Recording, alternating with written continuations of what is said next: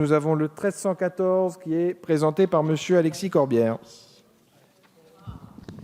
Mes chers collègues, dans la continuité de nos échanges, la péréquation horizontale, vous le savez, le mécanisme consistant à mettre à contribution les collectivités locales les plus riches pour aider les collectivités locales les plus pauvres.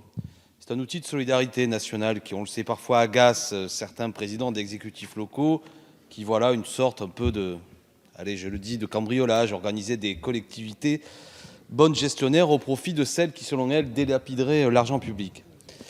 Cela oublie qu'il existe dans notre pays des inégalités socio-économiques et que tous les territoires n'ont pas les mêmes capacités fiscales et les mêmes moyens pour répondre aux besoins de la population. Je cite l'exemple des Hauts-de-Seine, deuxième département le plus riche de France, car son président, à chaque examen de son budget primitif, lorsqu'il constate que l'État lui demande de participer à cette péréquation, qui, in fine, vient en aide à certains territoires de la Seine-Saint-Denis, se plaint. En outre, avec la baisse des dotations, les collectivités les plus fragiles paient l'austérité au prix fort. La baisse des crédits qui leur sont accordés par l'État s'ajoute à la perte d'une partie des fonds qui leur étaient versés jusqu'alors par ce mécanisme de péréquation. Ainsi, nous souhaitons demander un rapport qui évaluera le manque à gagner pour ces collectivités. Ben oui. Chers collègues, à la différence de vous, nous préférons un vote éclairé. Nous ne pensons pas que le rôle de député est d'avoir juste uniquement ce geste mécanique lorsqu'on nous le demande. Excusez-nous. Nous pensons qu'il vaut mieux voter en conscience plutôt que de voter uniquement par discipline. C'est notre manière de voir les choses. Donc voilà, nous souhaitons donc demander, mais je vous embrasse, chers collègues, et vous remercie de m'écouter, demander un rapport qui évaluera le manque à gagner pour ces collectivités et ses conséquences sur les populations les plus fragiles. Merci, Monsieur le Président. Merci beaucoup, Monsieur Corbière. Monsieur le rapporteur. Oui, Monsieur Corbière, nous en avons abondamment parlé aujourd'hui, donc j'imagine que vous étiez là pour l'entendre.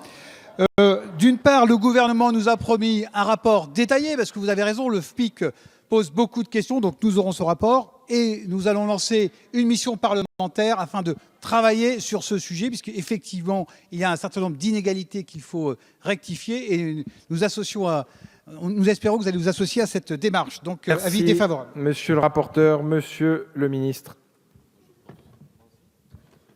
Oui, je sais que vous êtes des spécialistes des rapports, mais pour une fois, vous avez été devancé par le rapporteur qui nous a demandé de faire un rapport complet sur le FPIC, et donc vous aurez satisfaction. Donc, vous voyez, vous pouvez ne pas être là, mais nous pensons quand même à vous. Merci, Monsieur le ministre. Nous mettons donc aux voix cet amendement 1314 présenté par Monsieur Corbière. Vous souhaitiez réagir avant? Écoutez, pour ceux qui ne voyaient pas le rapport, le voilà, y compris les collègues qui nous reprochaient de trop en demander. La preuve, nous étions totalement en phase avec Monsieur le ministre. Vous auriez dû m'applaudir. Eh bien, Monsieur le ministre, devant tant de bonne foi, nous allons retirer notre demande de rapport. Alors, l'amendement 1314